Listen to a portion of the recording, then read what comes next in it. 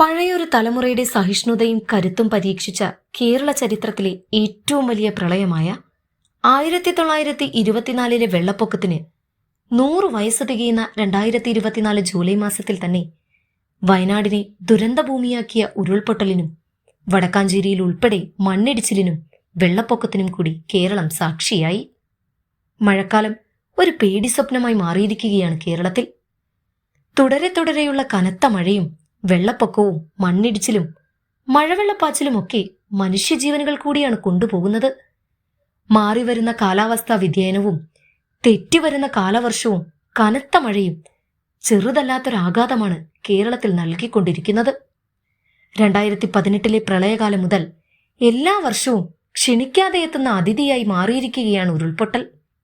പുത്തുമല, കവളപ്പാറ, പെട്ടിമുടി, കൂട്ടിക്കൽ, കൊക്കയാർ, ഇപ്പോൾ വയനാട്ടിലെ മുണ്ടക്കൈയിലെയും ചൂരൽമലയിലെയും ഉരുൾപൊട്ടലും.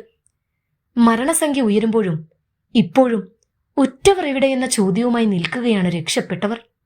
വെള്ളപ്പൊക്കവും മണ്ണിടിച്ചിലും പോലെ തന്നെ ഏറ്റവും അപകടകരമായ ഒന്നാണ് ഉരുൾപൊട്ടൽ.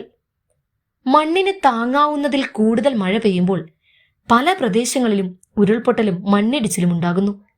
എന്നാൽ മഴ മാത്രമാണോ ഉരുൾപൊട്ടലിന് കാരണമാകുന്നത്? എത്ര മഴ പെയ്താലും മണ്ണിന് വെള്ളത്തെ ഉൾക്കൊള്ളാൻ പരിമിതിയുണ്ട്. വെള്ളത്തെ ഉൾക്കൊള്ളാനുള്ള ഓരോ മണ്ണിന്റെ ശേഷിയും വ്യത്യസ്തവുമാണ്. തുടർച്ചയായി മഴ പെയ്താൽ മണ്ണിന് വെള്ളത്തെ വലിച്ചെടുക്കാൻ കഴിയില്ല. ഒരു പരിധിക്കപ്പുറം വെള്ളമെത്തിയാൽ മണ്ണ് അത് വലിച്ചെടുക്കില്ല. ഇതോടെ മലവെള്ളപ്പാച്ചിലും ഉരുൾപൊട്ടലും ഉണ്ടാകും. സോയിൽ പൈപ്പിംഗ് എന്ന അപകടകരമായൊരു പ്രതിഭാസമാണ് മറ്റൊരു കാരണം. മേൽഭാഗത്ത് വലിയ രീതിയിൽ പ്രശ്നങ്ങളൊന്നും കാണില്ലെങ്കിലും കുന്നിന്റെ അടിഭാഗത്തു നിന്നും തുരങ്കം പോലെ വെള്ളവും മണ്ണും കല്ലുമെല്ലാം ഒഴുകിപ്പോവുകയും മേൽഭാഗത്തെ മണ്ണ് മാത്രം ഇരിക്കുകയും പിന്നീട് മഴയിൽ ഒറ്റയടിക്ക് അടിയിലേക്ക് ഇടിഞ്ഞു വീഴുകയും ചെയ്യുന്നു. അപകടമുണ്ടായ സ്ഥലങ്ങളിലെല്ലാം മുൻപും ഉരുൾപൊട്ടൽ ഉണ്ടായിട്ടുണ്ട്. അന്ന് ഭൂമി വിണ്ടുകീറിയിരിക്കുവാനും പിന്നീട് ശക്തമായ മഴയിൽ മണ്ണ് താഴേക്ക് ഒഴുകിയെത്തിയതാവാനും സാധ്യതയുണ്ട്. ഇതൊന്നുമല്ലാതെ മറ്റു ചില കാരണങ്ങൾ കൊണ്ടും ഉരുൾപൊട്ടൽ ഉണ്ടായേക്കാം. ഭൂമിയുടെ ചെരിവും മണ്ണിന്റെ കനവും മണ്ണിന്റെ ഘടനയും ഉരുൾപൊട്ടലിന് കാരണമാകാറുണ്ട്. കേരളത്തിന്റെ ഭൂപ്രകൃതി കണക്കിലെടുത്താൽ സംസ്ഥാനത്തുണ്ടായ ഉരുൾപൊട്ടലുകൾക്ക് കുന്നിന്റെ ചെരിവും ഒരു പ്രധാന കാരണമായി വരും. ഭൂമിയുടെ ചെരിവ് 22 ഡിഗ്രിക്ക് മുകളിലാണെങ്കിൽ ഉരുൾപൊട്ടൽ സാധ്യതയുള്ള സ്ഥലമാണെന്നാണ് അറിയപ്പെടുന്നത്. കനത്ത മഴ പെയ്യുമ്പോൾ സംഭരിക്കാവുന്ന വെള്ളത്തിനേക്കാൾ കൂടുതൽ വെള്ളം മണ്ണിലേക്കിറങ്ങും.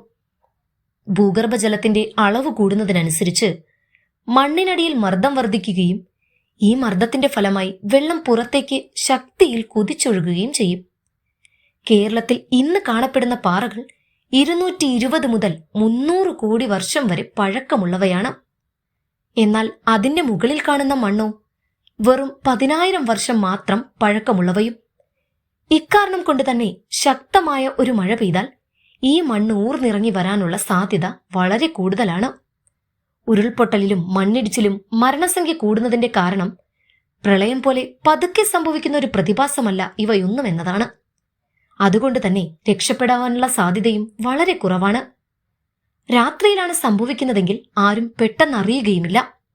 കേരളത്തിൽ 13% ഭൂപ്രദേശങ്ങളും ഉരുൾപൊട്ടൽ സാധ്യത നേരിടുന്നതായി പഠനങ്ങൾ പുറത്തു വന്നിരുന്നു.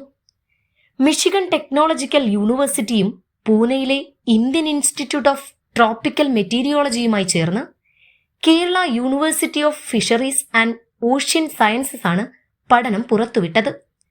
2018 പ്രളയത്തിന് കാരണമായ മഴ പത്തനംതിട്ട, ഇടുക്കി, തൃശൂർ, മലപ്പുറം, പാലക്കാട് ജില്ലകളിൽ ഉരുൾപൊട്ടൽ സാധ്യതകൾ 3.46% ഉയർത്തിയതായും റിപ്പോർട്ടുകൾ പറയുന്നു.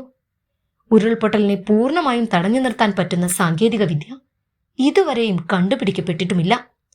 വനനശീകരണം തടഞ്ഞും മലഞ്ചെരുവുകളിൽ മരങ്ങൾ വെച്ചുപിടിപ്പിച്ചുമൊക്കെ മാത്രമേ ഉരുൾപൊട്ടലിനെ ഒരു പരിധിവരെ നമുക്ക് തടഞ്ഞു നിർത്താൻ സാധിക്കുകയുള്ളൂ.